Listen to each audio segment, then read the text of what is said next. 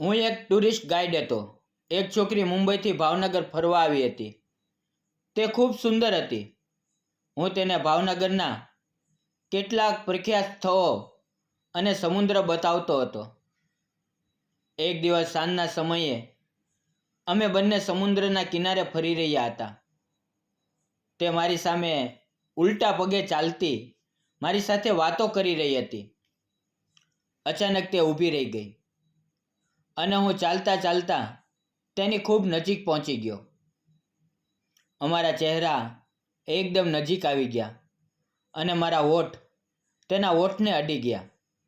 નમસ્કાર મિત્રો, મારું નામ પ્રવીણ છે. હું ભાવનગરનો એક સાદો અને સીધો યુવાન છું. મારું ગામ દેવગઢથી નજીક છે. એક નાનું પણ અત્યંત સુંદર અને પ્રાકૃતિક સૌંદર્યથી ભરેલું છે. અમારા ગામમાં પહાડ, નદી, સમુદ્ર, નાળિયેર અને કેરીના બગીચા છે. દર વર્ષે અહીંયા ઘણા બધા પર્યટકો ફરવા આવે છે અને હું તેમનો ગાઈડ બનીને સેવા કરું છું. હું તેમને અમારા ગામની સુંદરતા, આસપાસનો સમુદ્ર, પહાડી વિસ્તારો અને ફળોના બગીચાઓની માહિતી આપું છું. પરંતુ મને શું ખબર હતી કે એક દિવસ શહેરમાંથી આવેલી એક છોકરી મારું આખું જીવન બદલી નાખશે.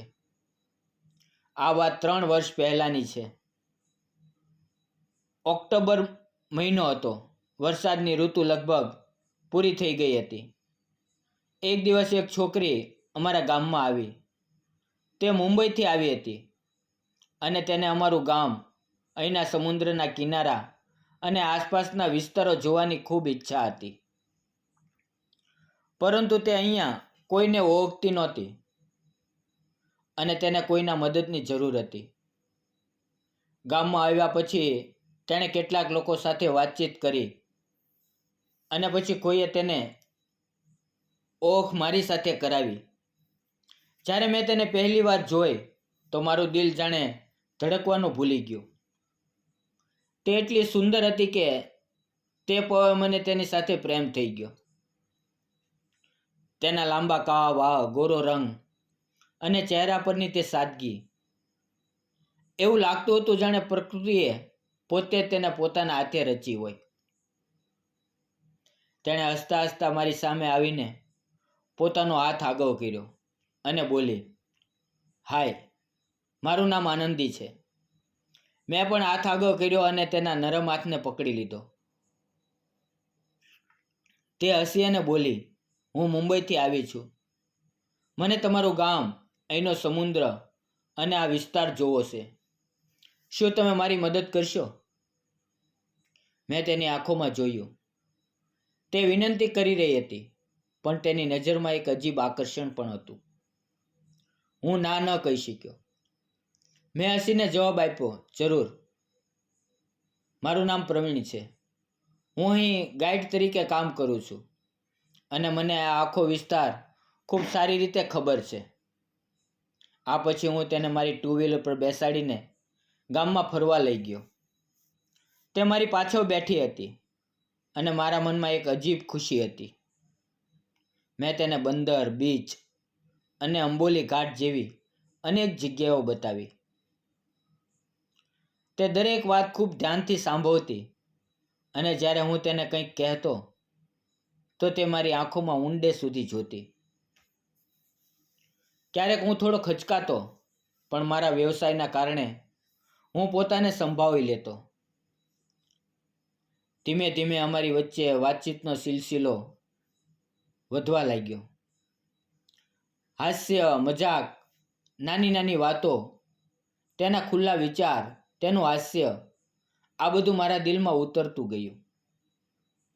એક દિવસ હું તેને સમુદ્રના કિનારે લઈ ગયો. બપોરનો સમય હતો. અમે બંને શાંત લહેરોની સામે બેઠા. તેણે અચાનક પૂછ્યું, "પ્રવીણ, તું ક્યારે પ્રેમમાં પડ્યો છે?" મેં હળવું હસીને કહ્યું, "હા, પણ થોડા અલગ પ્રકારનો પ્રેમ." તે આશ્ચર્યથી બોલી, "કોની સાથે?" મેં કહ્યું, "હું કોઈ છોકરી સાથે નહીં, પણ આ પ્રકૃતિ સાથે પ્રેમ કરું છું આ સમુદ્ર સાથે, આ પહાડો સાથે અને આ ગામ સાથે. આ સાંભળીને તે થોડીવાર મારી સામે જોતી રહી. પછી હસીને બોલી, તારી વાતો ખૂબ અલગ છે, પણ ખૂબ સુંદર છે. તે સ્મિતમાં કંઈક હતું, જાણે કોઈ રહસ્ય, કોઈ છુપાયેલી લાગણી. તે જ પળે મને લાગ્યું કે તે મારા પ્રેમમાં પડી ગઈ છે. તે રાત્રે અમે બંનેએ ત્યાં જ રોકાવાનું હતું, કારણ કે બીજા દિવસે અમારે નજીકના જંગલમાં ફરવા જવાનું હતું. અમે વિચાર્યું કે રાત હોટલમાં રોકાઈએ. મેં કહ્યું આપણે 2 અલગ અલગ રૂમ લઈ લઈએ. પણ તે તરત બોલી, ના પ્રવીણ, મને થોડો ડર લાગે છે. આપણે બંને એક જ રૂમમાં રહીશું. મને કોઈ વાંધો નથી. મેં તેની આંખોમાં જોયું. તેમાં ખરેખર ડર હતો કે કંઈક બીજું? હું સમજી ન શક્યો. હું હસ્યો અને બોલ્યો, ઠીક છે, જેવું તું કહે. અને પછી અમે બંનેએ હોટલમાં એક જ રૂમમાં ચેક ઇન કર્યું. તે પળે મને બિલકુલ અંદાજો નહોતો કે આ રાત મારા જીવન હંમેશા માટે બદલી નાખશે. રૂમમાં પહોંચ્યા પછી અમે થોડો આરામ કર્યો, સામાન મૂક્યો, કપડાં બદલ્યા અને પછી નીચે આવી ગયા. હોટલના રેસ્ટોરન્ટમાં અમે સાથે રાતનું જમવાનું ખાધું. હવે ધીમે ધીમે રાત ગહન થવા લાગી. આકાશમાં ચાંદો નીકળી આવ્યો હતો. મેં હસીને કહ્યું, ચાલ સમુદ્રના કિનારે થોડું ફરી આવીએ. ત્યાંની ઠંડી હવામાં થોડીવાર બેસીશું. તે તરત તૈયાર થઈ ગઈ. હું તેને લઈને સમુદ્રના કિનારે ચાલવા લાગ્યો. અંધારું હતું, પણ ચાંદનીના હળવા પ્રકાશમાં સમુદ્રની લહેરો ચમકતી હતી. પગ નીચે ભીની રેત, ઉપર આકાશમાં ચાંદો અને આસપાસ ફક્ત લહેરોનો અવાજ. તે પળે આખી દુનિયા જાણે થંભી ગઈ હતી. તે મારી બિલકુલ નજીક ચાલતી હતી અને મને એવું લાગતું હતું જાણે હું કોઈ સુંદર સપનામાં જીવી રહ્યો હોઉં. અમે વાતો કરતા કરતા ચાલતા રહ્યા. ત્યાં અચાનક અમારા હાથ એકબીજા સાથે અથડાયા. તે હળવા સ્પર્શ પછી અમારી વચ્ચે એક અજીબ ગરમાહટ ઊભી થઈ. થોડી વાર પછી તેણે જાણી જોઈને મારો હાથ પકડ્યો અને હળવા અવાજે બોલી, મને થોડો ડર લાગે છે, તેથી તારો હાથ પકડું છું. મને સમજાઈ ગયું કે આ ફક્ત ડર નહોતો, પણ તેના દિલની ઊંડાઈમાંથી ઉઠેલી એક કોમળ લાગણી હતી. અમે ચાલતા ચાલતા ઘણે દૂર નીકળી ગયા. રસ્તામાં તે બોલી, મુંબઈ જેવા શહેરમાં આવું શાંત અને પ્રાકૃતિક વાતાવરણ ખૂબ ઓછું મળે છે. ત્યાં ન તો શાંતિ છે, ન આ સુકૂન, અને તારા ગામ જેવા પ્યારા લોકો તો બિલકુલ નથી. ત્યાં દરેક પોતાની દુનિયામાં ખોવાયેલું રહે છે. કોઈને કોઈની પરવા નથી. પણ અહીં ગામમાં લોકો એકબીજાને સમજે છે, એકબીજાના સુખ દુઃખમાં સાથ રહે છે. અહીંયા આવીને એવું લાગે છે કે જીવનનો અર્થ હવે સમજાયો. મન થાય છે કે અહીંયા જ હંમેશા માટે રહી જાઓ. આ કહેતા કહેતા તે મારી સામે આવી અને ઉલટી ચાલવા લાગી. હસતા હસતા મારી આંખોમાં જોતા બોલી, પ્રવીણ, તું મને ખૂબ ગમે છે. તારી સાદગી, તારી બોલવાની રીત અને આ પ્રકૃતિ પ્રત્યેનો તારો પ્રેમ, બધું જ મને આકર્ષક છે. હું ફક્ત તેની આંખોમાં જોતો રહ્યો. મારા હોઠ પર કોઈ શબ્દો નહોતા. તેના ચહેરા પર તે માસુમિયત અને વિશ્વાસ હતો જે દિલને સ્પર્શી જાય. તે ચાલતા ચાલતા ઊભી રહી અને હું પણ ઊભો રહ્યો. અમારા ચહેરા હવે એકબીજાની ખૂબ નજીક આવી ગયા હતા. મેં ધીમેકથી તેનો હાથ પકડ્યો.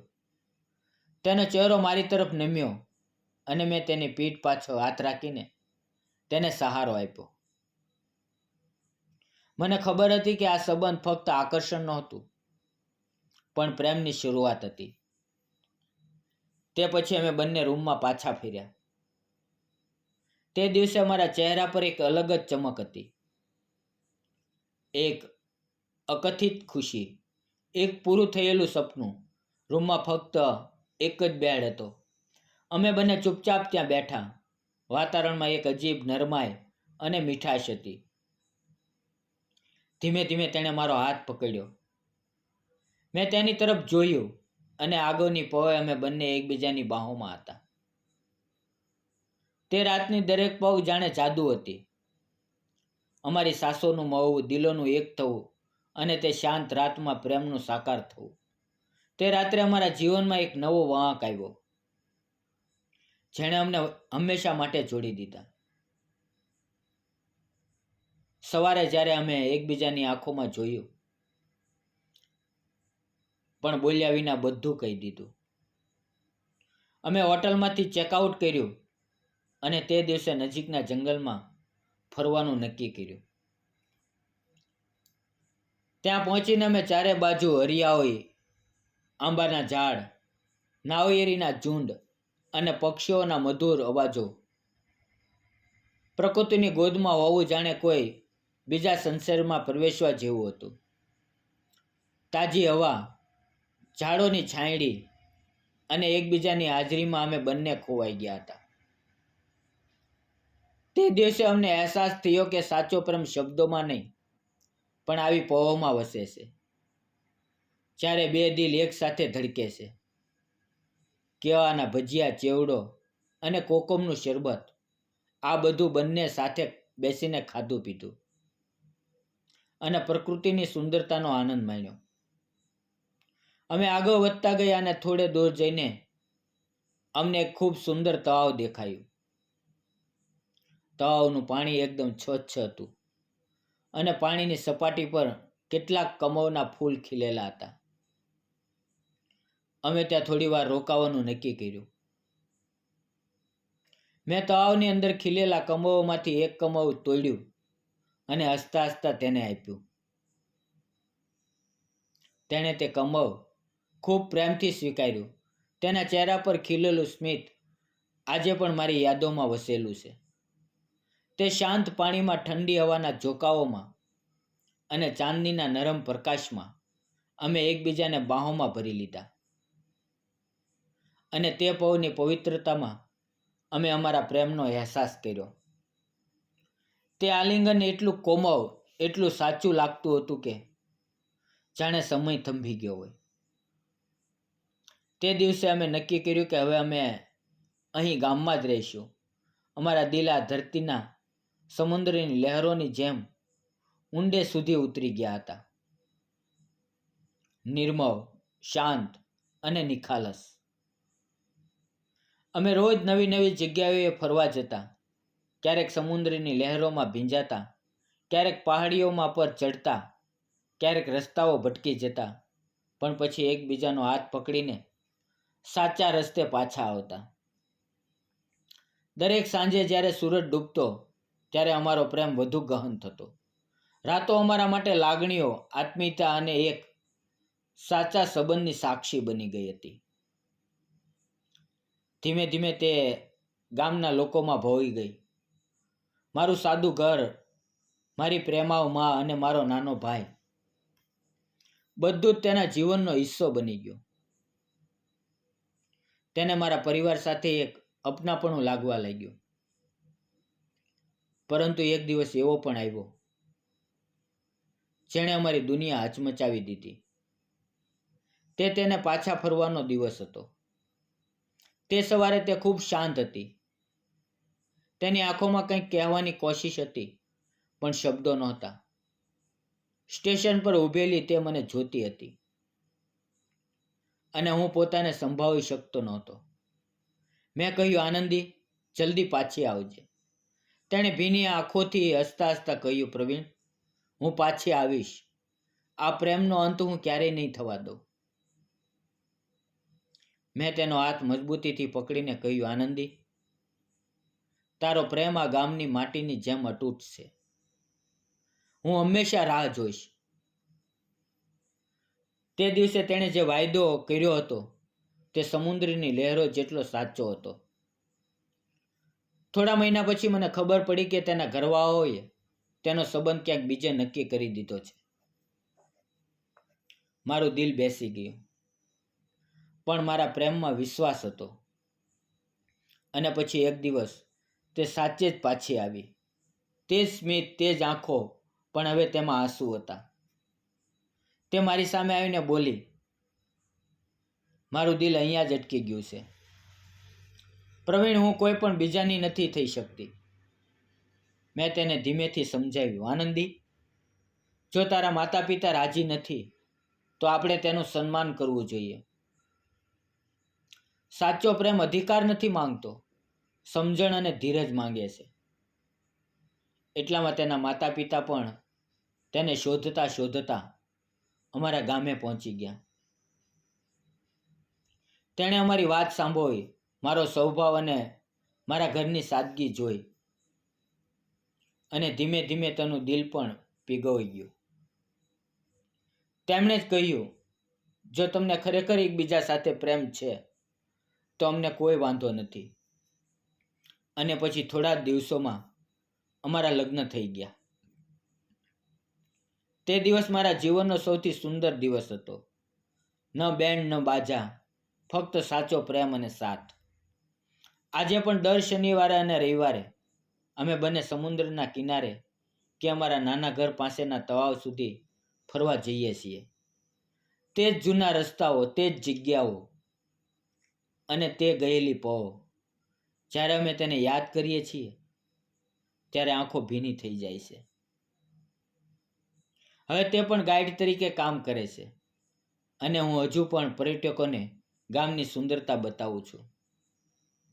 અમારું કામ ભલે અલગ હોય પણ અમારા જીવનની દિશા એક જ છે, પ્રેમ, સાદગી અને સંતોષની. કારણ કે સાચો પ્રેમ નીતિ જેવો હોય છે. આ બધું ક્યાં અને કોની સાથે થઈ જશે એ કોઈ નથી જાણતું. એક અજાણ્યો સફર, એક અજાણ્યો ચહેરો અને થોડી પળોમાં જે જન્મે તે સંબંધ. આ જ અસલી પ્રેમ છે. જ્યારે દિલ સ્વાર્થ વગર એકબીજા પર ભરોસો કરવાનું શીખી લે, ત્યારે જાત, ધર્મ, સમય કે અંતર કશું જ તે પ્રેમની ઊંડાઈને રોકી શકતું નથી. આવા પ્રેમમાં ન બતાવો હોય છે, ન લાલચ, ફક્ત સચ્ચાઈ, અપનાપણું અને સાથ હોય છે. મિત્રો, અમારી આ પ્રેમ કથા તમને કેવી લાગી? જો ગમી હોય તો વિડીયોને લાઈક કરો, શેર કરો અને અમારી ચેનલને સબસ્ક્રાઈબ કરવાનું ન ભૂલો. ફરી મળીએ મિત્રો આવતીકાલે. ત્યાં સુધી તમારું ધ્યાન રાખજો. વિડીયો પૂરો જોવા બદલ આપ સૌ મિત્રોનો દિલથી ખૂબ ખૂબ ધન્યવાદ. મિત્રો, વાર્તામાં આવેલા નામ, પાત્ર અને ઘટના ફક્ત કાલ્પનિક હતા. તેનો કોઈ પણ વ્યક્તિ, જાતિ કે સમાજ સાથે કોઈ સંબંધ નથી. આ વાર્તા ફક્ત મનોરંજન અને શૈક્ષણિક ઉદ્દેશથી બનાવવામાં આવી છે. તેને અન્યથા ન જોશો. ફરી એકવાર મિત્રો, વિડીયો જોવા બદલ આપ સૌ મિત્રોનો દિલથી ધન્યવાદ. આવજો મિત્રો.